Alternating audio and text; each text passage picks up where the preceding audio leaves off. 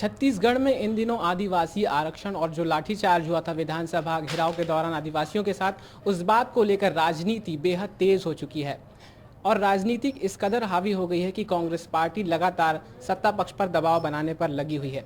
उस वक्त के दौर को लेकर पूर्व नेता प्रतिपक्ष जो हैं महेंद्र कर्मा जी, कांग्रेस के वरिष्ठ कांग्रेसी नेता, उनसे बात करेंगे। सर, ये जो पूरी सियासत गर्म है प्रदेश में, आप उसको किस चश्मे से देखते हैं? देखिए, ये जो सियासत है वो आदिवासियों के दम पर है। आदिवासी जिस पार्टी के साथ जाएगा, सियासत उसके साथ रहेगा या सियासत उसका रहेगा, सियासत पे कब्जा उसका रहेगा। ये 2 बार के बीजेपी 1 और 2 टेनेर में ये बात प्रमाणित हो चुका है। और इसके पहले यहाँ के आदिवासी कांग्रेस के साथ थे और अब राजनीतिक रूप से यहाँ का आदिवासी समझ गया है कि उसके बिना हुकूमत का दावा कोई दूसरा कर नहीं सकता। और राजनीतिक तौर पर जो गर्माहट है वो लगभग इसलिए है। और जहाँ तक एक घटना वाली बात है, उस मामले में मैं यही कहूँगा कि जहाँ पे आदिवासी गोंडवाना भवन वो गैदरिंग पॉइंट था, वहाँ पे जमा होना ही था। कोई न हर मोमेंट के लिए, हर कोई बड़े काम के लिए एक ऐसा पॉइंट होता है जहाँ पे आदमी जमा होते हैं। तो वैसे ही गोंडवाना भवन एक गैदरिंग पॉइंट था और वहाँ से वो चले ही नहीं थे और पुलिस ने लाठीचार्ज किया। मैं समझता हूँ कि एक प्रकार से घर में घेर के उसने मारा। बीजेपी की निंदा इसलिए हो रही है कि उन्होंने आदिवासी, और वैसे भी विधानसभा घेरने के लिए गोंडवाना भवन से लेकर विधानसभा की दूरी कहाँ है और विधानसभा की ओर बढ़ने वालों के लिए बैरिकेड्स कहाँ लगते हैं, ये सभी को पता है।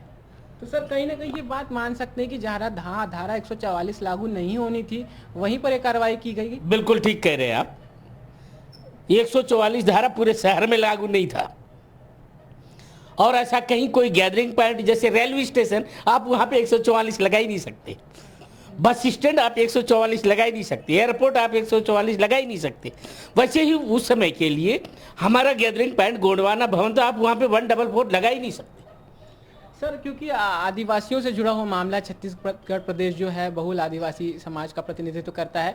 आप भी एक बेहद ही लोकप्रिय आदिवासी नेता। सर, ये बताइए कि जो पूरा मामला आ रहा है राजनीतिक चश्मे से अलग, जो आदिवासी समाज है, अगर वो सरकार के खिलाफ इस दौर में चला गया है, बस्तर बंद का भी आह्वान हो गया है, तो क्या सरकार इस बात को लेकर सचेत हो जाए कि तिकड़ी नहीं बना पाएंगे डॉक्टर रमन सिंह? देखिए, रमन सिंह तिकड़ी बनाता है या नहीं बनाता, सवाल वो नहीं है। सवाल है कि अब आदिवासी अपने आन बान और शान पर जो सरकार ने अटैक किया उसको किस रूप में लेता है, ये इस पर निर्भर करेगा। उस वक्त का दौर सर, आप नेता प्रतिपक्ष थे, कांग्रेस काफ़ी मजबूत दिखाई देती थी। इस दौर में भी कांग्रेस ने जो रुख अख्तियार किया है, सदन के भीतर की बात कही जाए या सदन के बाहर की बात की जाए, क्या लगता है कि कांग्रेस किस दिशा में है और कितना फ़ायदा मिल पाएगा आने वाले चुनाव में?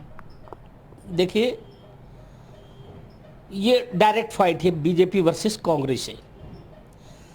5-6 सीट का डिफरेंस, ये कोई डिफरेंस नहीं है।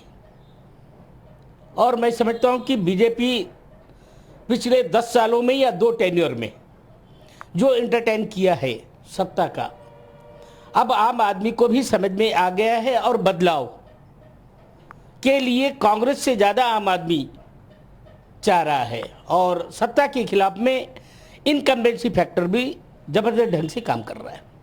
सर, कांग्रेस पार्टी में गुटबाजी की बातें भी आती हैं, जोगी जी, चरणदास महंत जी, पटेल जी, चौबे जी, आपका भी कुछ समर्थक हैं, तो क्या ऐसा नहीं लगता है जो ये खबरें जो आती हैं लोगों के बीच, उसका कुछ नुकसान हो पाएगा? निश्चित तौर पर गुटबाजी जब फ्लोर पर दिखता है, उसका खामियाजा उस संगठन को भुगतना पड़ता है जिसके अंदर जो गुटी नेता लोग हैं आपस में लड़ रहे होते हैं। तो मैं समझता हूं कि कमोबेश हम दोनों इलेक्शंस में इस गुट्टी राजनीति के भी शिकार हुए हैं। मतलब अंदरूनी जो मतलब नुकसान जो हमको हुआ वो गुट्टी राजनीति की वजह से हुआ। और हम सब लोगों को कोशिश यही करना चाहिए कम से कम 2013 तक ये अपने गुट्टी महत्वाकांक्षाओं को दरकिनार करते हुए कांग्रेस के लिए हम सब लोग मिलकर काम करें। कुल मिला के आपका ये मैसेज रहेगा सर, जो कांग्रेस के जो लीडर्स हैं या फिर जो कार्यकर्ता हैं उनसे ये मैसेज रहेगा कि गुटी राजनीति से दूर रहें और आदिवासियों से हित से जुड़े मुद्दे पर काम करें ताकि 2013 मिशन सफल हो पाए। बिल्कुल ठीक कह रहे हैं जी आप। थैंक यू, मैं आपकी बात से सहमत हूँ। ये थे पूर्व नेता प्रतिपक्ष महेंद्र कर्मा जी, जो कांग्रेस के काफ़ी वरिष्ठ नेता हैं और छत्तीसगढ़ की राजनीति में काफ़ी बड़ा कद रखते हैं। और इन्होंने इस बात को भी स्वीकारा कि गुटी राजनीति से कांग्रेस पार्टी को दूर रहना चाहिए। वही आदिवासियों से जुड़े हुए मुद्दों पर भी पक्ष और विपक्ष को सतर्क रहना चाहिए ताकि मिशन 2013 पर जो लक्ष्य साध कर बैठे हैं राजनीतिक दल वो उस पर सफल हो सके।